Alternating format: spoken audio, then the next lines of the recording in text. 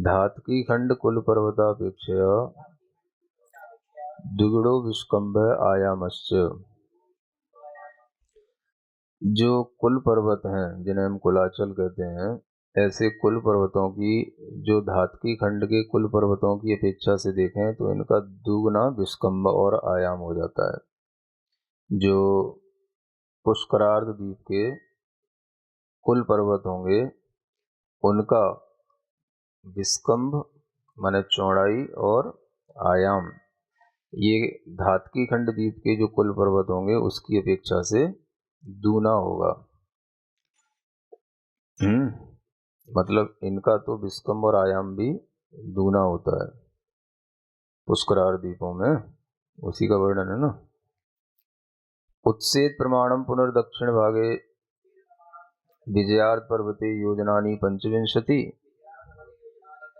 अब उत्सेद का प्रमाण देखते हैं तो दक्षिण भाग में विजयार्थ पर्वत के लिए उत्सेद पंचविंशति योजनानी यानी 525 योजन, ओनली 25 योजन होगा। पंचविंशति योजनानी 25 योजन है। हिमवती पर्वते शतम, हिमवान पर्वत पर वह 100 योजन है। महाहिमवती द्विशतम, महाहिमवान पर्वत पर 200 योजन है।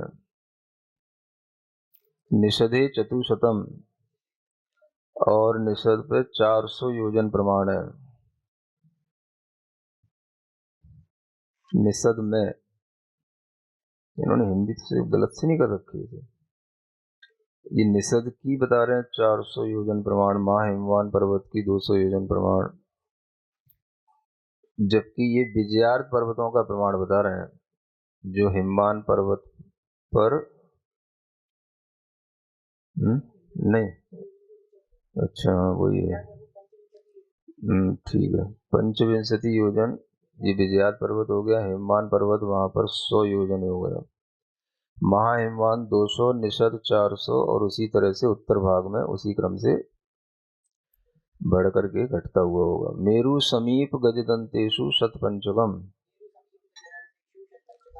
मेरु के समीप जो गजदंत होते हैं उन गजदंतों की ऊंचाई 500 योजन होती है। नदी समीपे वक्षारेषु च अंत निषद नील समीपे चतुशतम च।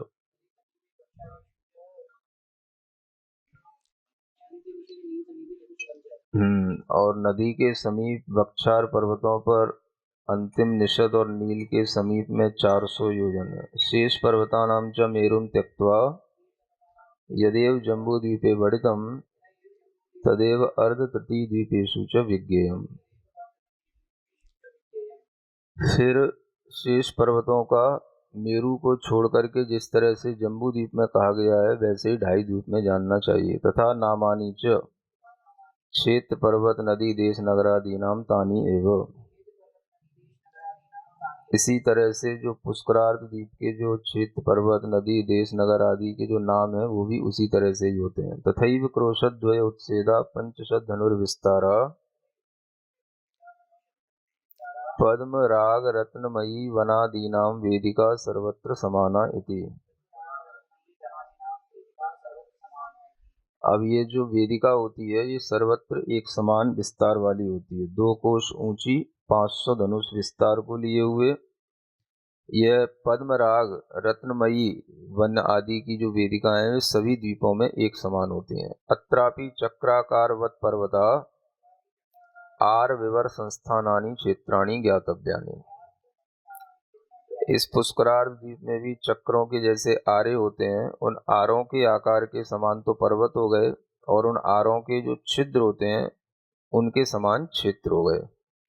मानुषोत्तर पर्वतात अभ्यंतर भाग एवं मनुष्यास्तिष्ठन्ति न च बहिर्भागे।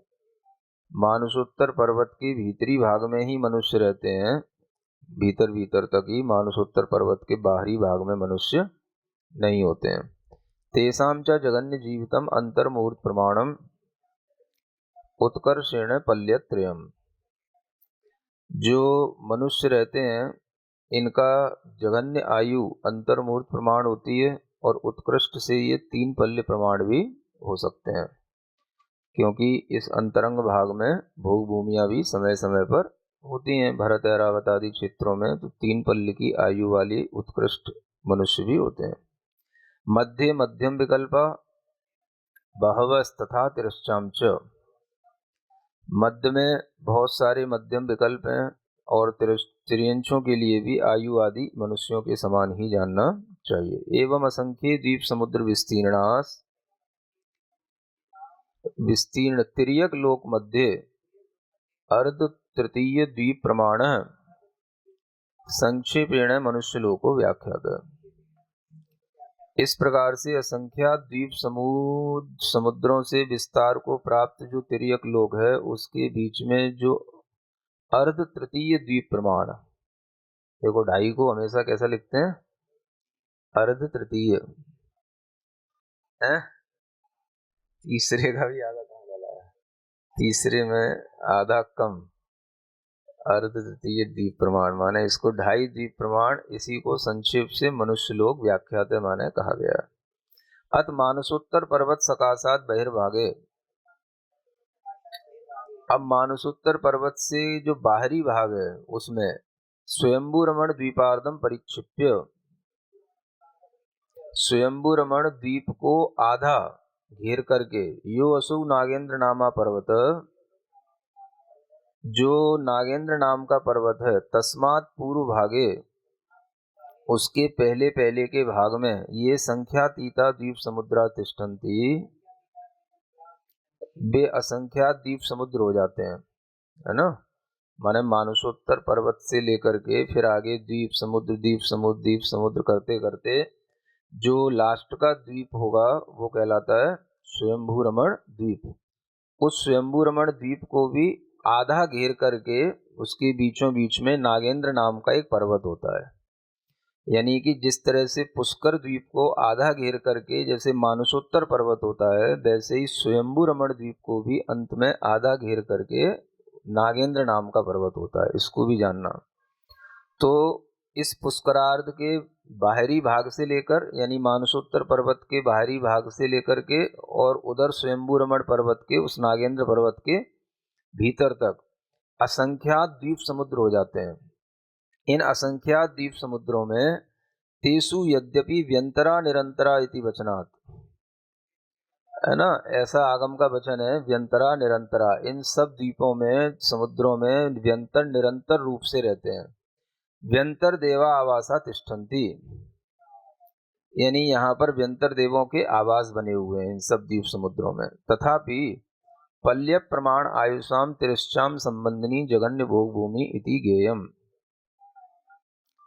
अब इन द्वीप और समुद्रों में जगन्य भोग भूमि भी रहती है जो हमेशा बनी रहती है, और यह पल्य प्रमाण आयु वाले उस जगन्य भोग भूमि में तिर्यंच संबंधी ही वो भोग भूमि होती है। माने वहां पर केवल तिर्यंच ही होते हैं, क्योंकि मनुष्य तो होंगे नहीं।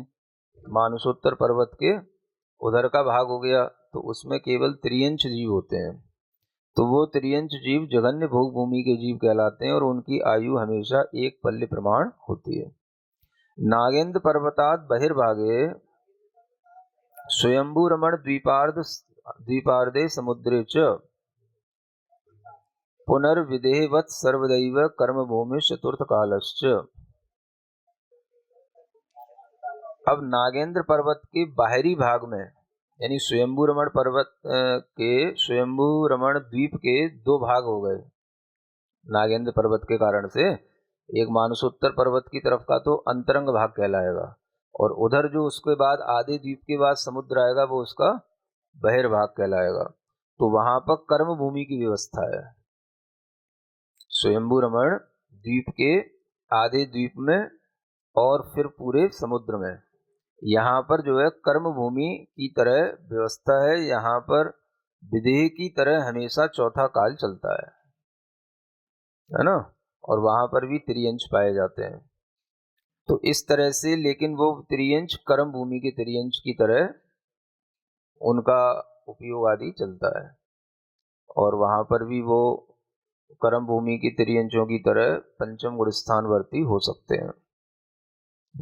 जो कर्म भूमि की व्यवस्था है वो व्यवस्था वहां पर भी है।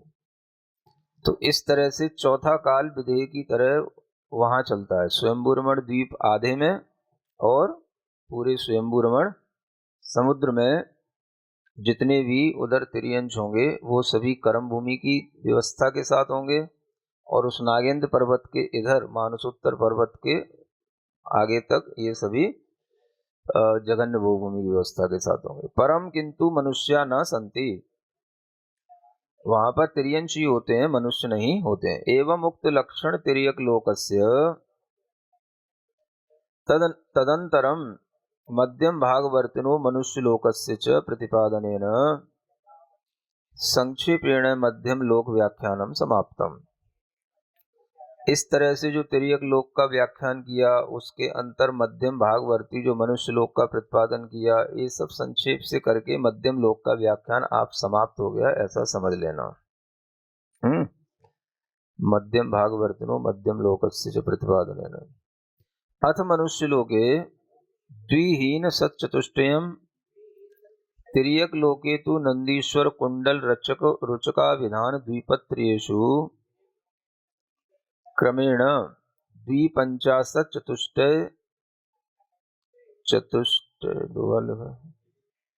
चतुष्टय अच्छा संख्याश्च अकृत्रिमा स्वतंत्र जिनग्रहा ज्ञातव्याः। अब यहाँ बता रहे हैं कि मनुष्य लोक में द्विहीन सच्चतुष्टय माने 400 में 2 कम, यानी 398 जिनालय होते हैं। अकृत्रिम जिनालय मनुष्य लोक में कितने बता रहे हैं? 398 तो ये हैं, और फिर तिर्यक लोक के माने मनुष्य लोक के 398 होते हैं। तिर्यक लोक में जो नंदीश्वर पर्वत का विस्तार है वहां से जोड़ते हैं तो 8वां द्वीप ये नंदीश्वर द्वीप होता है। वहां पर 52 जिनालय होते हैं, और ये कुंडल गिरी पर्वत होता है, वहां पर 4 जिनालय होते हैं, है ना। ये नंदीश्वर 8वां हो गया, फिर ये एक होता है 11वां और एक होता है 13वें नंबर का द्वीप, है ना। इनमें भी जिनालय होते हैं, बस और कहीं नहीं होते हैं। तो ये स्वतंत्र रूप से नंदीश्वर द्वीप के 52 जिनालय और कुंडलवर द्वीप होता है और रुचकवर द्वीप होता है ना। नंदीश्वर भक्ति में भी इनके नाम आते हैं, रुचक पर्वत और कुंडल पर्वत, वक्षार रुचक कुंडल रौप्य नवोत्तर कुलेशु कारणगेशु, ऐसा।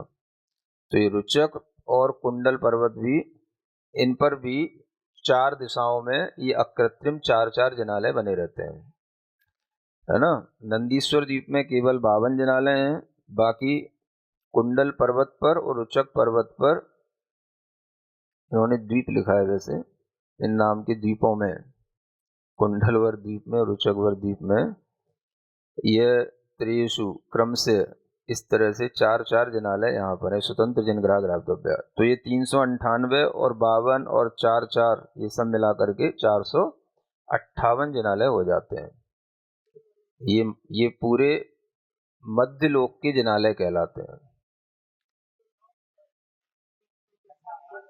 398 तो मनुष्य लोक के हो गए। मनुष्य लोक अब मध्यम लोक में अंतर समझ में आ रहा है कि नहीं आ रहा?